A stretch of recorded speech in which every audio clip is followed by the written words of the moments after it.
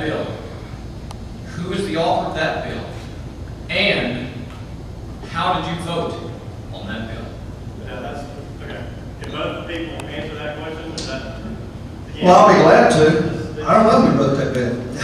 I understand it was a PLADS program, and quite honestly, I don't believe 65,000 people have been kicked off Medicaid. I'd love to see those numbers. I'm the auditor. You just got to convince me with some numbers.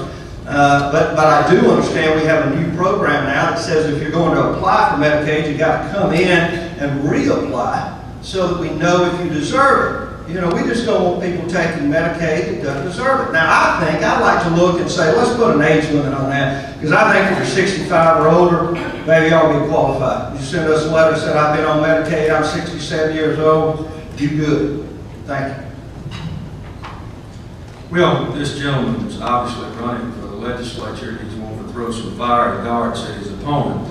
But the truth of the matter is we created the PLADS category back in 1999 because we had individuals in this state that were having to decide whether they were going to buy food or whether they were going to buy the prescription drugs to keep them alive. We felt like that was wrong. We kept it in the law until 2004 when the governor's office wanted to take them off. They assured us that the federal government would take them up under the Medicare proposal. That did not happen. We had to continue on and push, and a federal judge kept those individuals on Medicaid, and I'm proud to have been a part of keeping those individuals on Medicaid.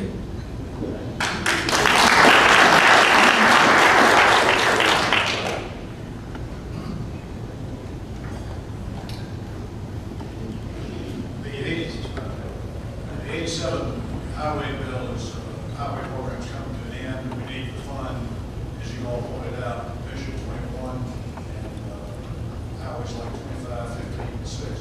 How would each of you propose to finance the highway program so we can accelerate the full? that goes to Andy first. Louis, let me tell you, it's amazing what highways have done for economic development.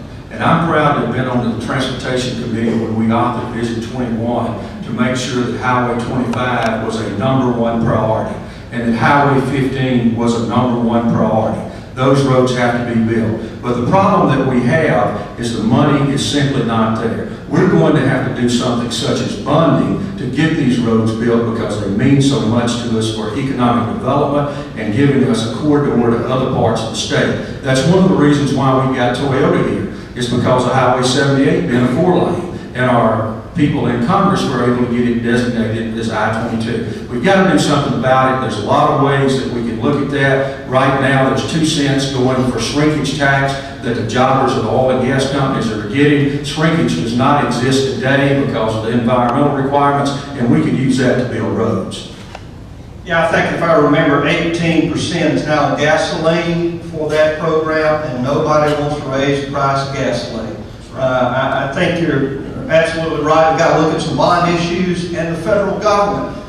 You know, we've got a great delegation in Washington that can help with this program, but we're going to have to find a revenue stream. Now, we talk about cutting taxes, and let me tell you, I've cut taxes before. I'm the guy that's cut taxes before cutting taxes was cool.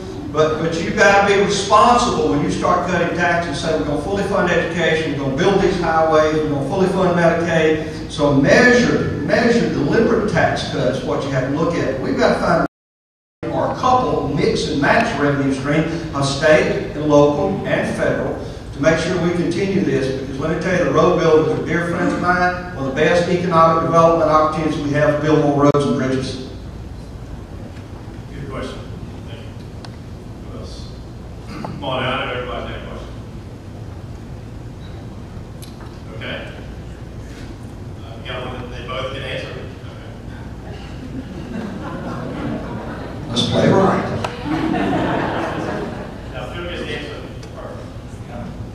Bill, you responded to this already.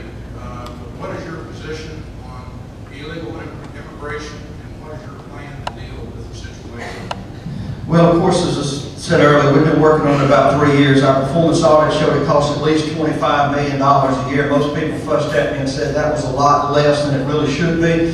As I said, we've got to empower law enforcement through that federalization program. I think we need a federal holding facility. Yazoo City has got a federal facility over there. We might have to expand it, because as I talk to local police chiefs all over the state of Mississippi, they say we just can't hold them in our jails.